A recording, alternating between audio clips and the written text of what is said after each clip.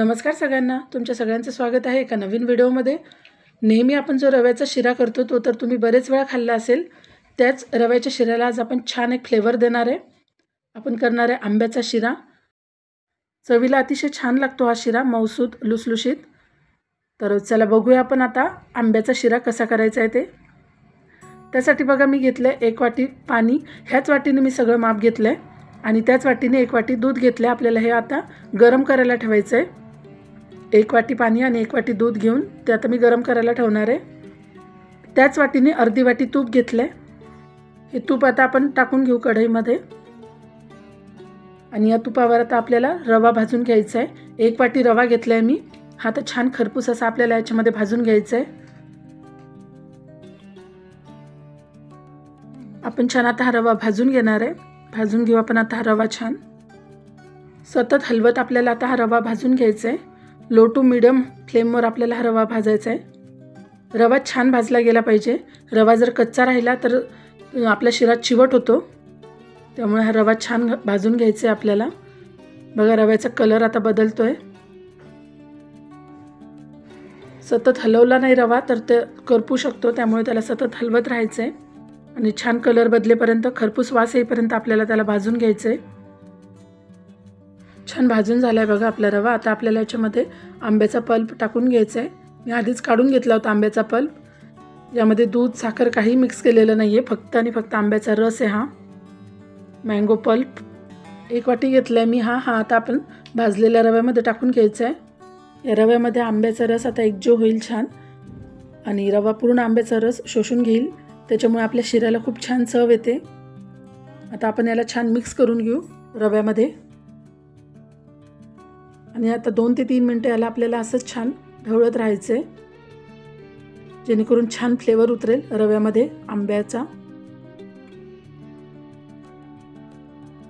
किती छान कलर आलाय आंब्यामुळे बघा। आता आपल्याला असंच याला हलवत राहायचं आहे। आता 2 ते 3 मिनिटं आपण याला असंच परतून घेणार आहे। छान आपण परतून घेऊ आता याला।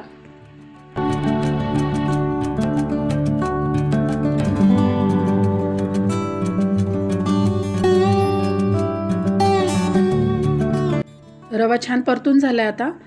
आंब्याचा पल्प पूर्ण शोषून घेतलाय रव्याने। आता आपण याच्यामध्ये जे दूध आणि पाणी गरम करून घेतलं होतं ते टाकून घेऊया।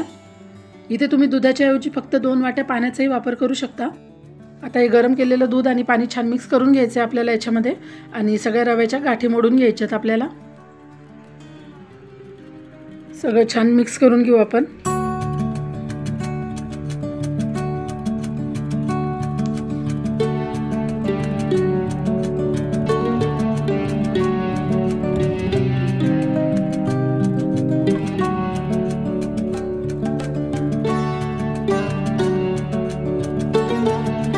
याप्रमाणे सगळ्या रव्याच्या गाठी मोडून घ्यायच्या आहेत।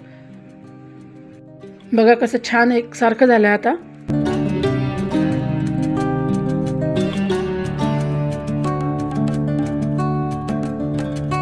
आता यामध्ये आपण बदामाचे काप टाकून घेऊ। ड्रायफ्रुट्स आपण आपल्या आवडीनुसार वापरू शकतो आणि थोडी विलायची पावडर टाकून घ्यायची आपल्याला। आता हे पण आपण छान मिक्स करून घेऊ याच्यामध्ये।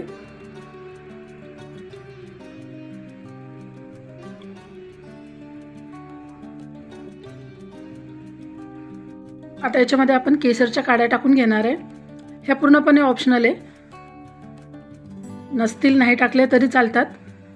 आता हे पण छान मिक्स करून घ्यायचं आहे आपल्याला।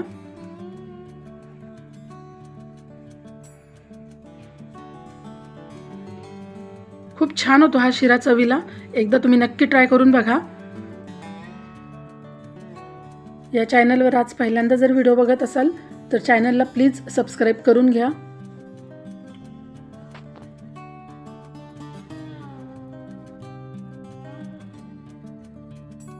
आता यामध्ये आपण साखर टाकून घेणार आहे। 1 वाटी रवा घेतला होता मी, त्यासाठी मी 1 वाटी साखर घेतली आहे।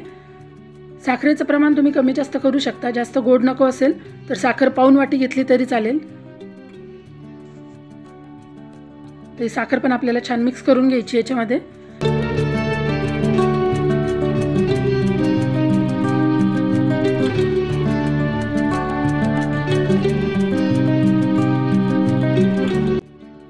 किती छान झालाय बघा आपला शिरा. असा खूप कोरडा कोरडा पण नाही, छान मऊसूत लुसलुशीत असा आपला शिरा झालाय आणि चवीला पण तितकाच छान. तयार आहे बघा आपला आंब्याचा स्वादिष्ट शिरा. किती छान झालाय बघा. तुम्ही जर व्हिडिओ बघत इथपर्यंत आलाच असाल तर व्हिडिओला नक्की लाईक करा आणि चॅनलला पण सबस्क्राईब करून घ्या. ज्यांनी ज्यांनी केले चॅनलला सबस्क्राईब त्यांचे आभार, पण ज्यांनी नाही केले त्यांनी प्लीज चॅनलला सबस्क्राईब करा. परत भेटू एका नवीन व्हिडिओमध्ये.